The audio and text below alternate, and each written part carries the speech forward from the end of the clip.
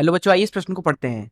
प्रतिरोध बॉक्स के भीतर लगी तार की कुंडलियों को दोहरा मोड़कर क्यों बनाया जाता है?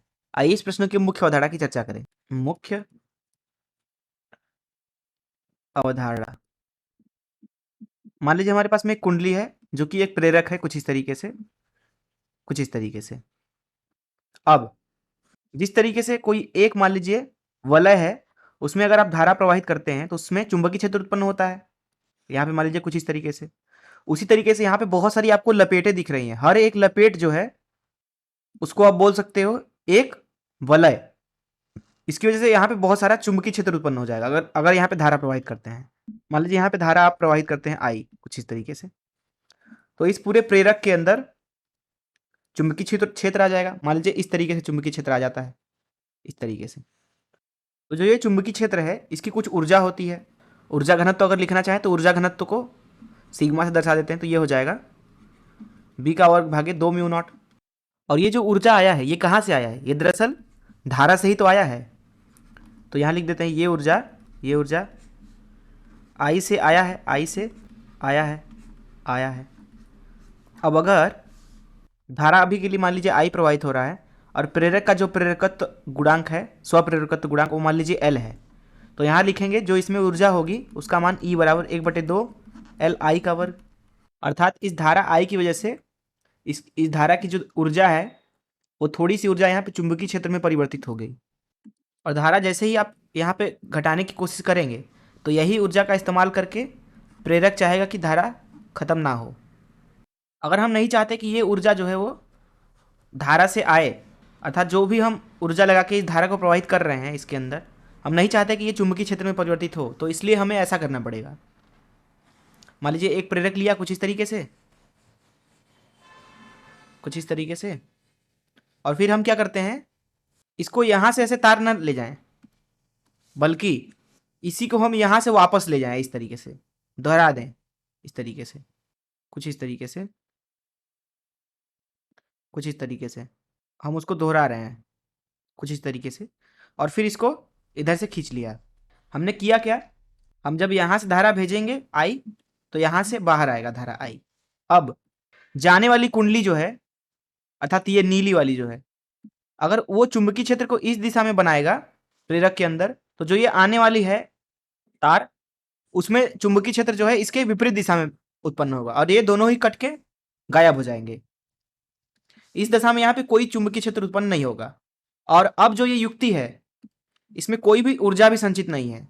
यहाँ पे जो ऊर्जा संचित है वो शून्य है, अर्थात यहाँ पे कोई प्रेरक नहीं है, कोई प्रेरण नहीं। तो ये चीज आप समझ लें। दरअसल इस सिद्धांत का इस्तेमाल किया जाता है किसी एक प्रतिरोध बॉक्स में। समझते हैं प्रतिरोध बॉक्स क्या होता है? प्रतिरोध बॉक्स इस तरीके से दिखता है। ये एक ऐसी इलेक्ट्रॉनिक यंत्र है जिसकी मदद से हम इसका उपयोग करके किसी भी परिपथ में एक जगह प्रतिरोध लगा सकते हैं। कहीं भी आपको गणना के लिए अगर प्रतिरोध चाहिए किसी एक मान का, तो आप इसका इस्तेमाल करके ले सकते हैं। इसमें आप देख रहे हैं कि बहुत सारे प्लग हैं, इस तरीके से बहुत सारे प्लग हैं। जो भी प्रतिरोध चाहिए आपको उसका प्लग आपको निकालना होगा। समझते हैं कि ये प्रतिरोध देता कैसे है। यहाँ पे आप देख सकते हैं कि मैंने 2 प्लग बना रखा है। ये पहला प्लग है और ये दूसरा प्लग है। यहाँ आपको जो ये ABC प्लेटें दिख रही हैं, ये दरअसल चालक की प्लेटें होती हैं, पूर्णतया चालक होती हैं। यहाँ लिख देते हैं ABC जो है वो चालक हैं, चालक, जिनका प्रतिरोध मान लीजिए आप लगभग 0 है अथवा नगण्य है। और यहाँ पे जो प्लग के नीचे वाला हिस्सा है, ये वाला हिस्सा और ये वाला हिस्सा, ये दोनों भी चालक होता है, ये भी चालक है, अर्थात इसका भी प्रतिरोध आप मान सकते हो नगण्य।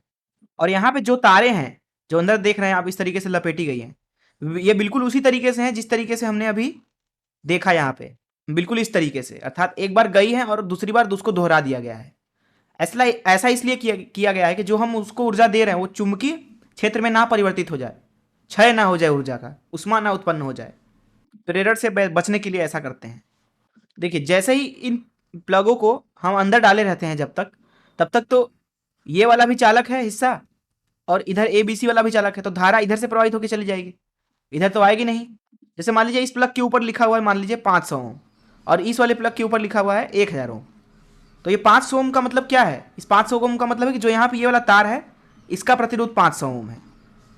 1000 ओम का मतलब है कि इसका जो प्रतिरोध है वो 1000 ओम है।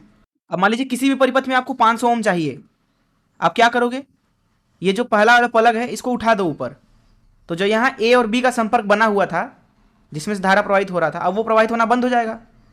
अब जैसे ही ये बंद हुआ प्रवाहित होना, यहाँ पे मान लीजिए इसको हमने बाहर निकाल दिया है, तो जो धारा है उसको इधर से प्रवाहित होना पड़ेगा और हमें 500 ओम आराम से परिपथ में मिल जाएगा।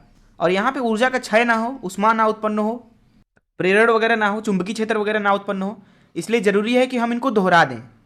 और दोहराने पे चुंबकीय क्षेत्र किस तरीके से उत्पन्न नहीं होता, कोई प्रेरण कैसे नहीं होता, उस चीज़ को यहाँ पे हमने समझा।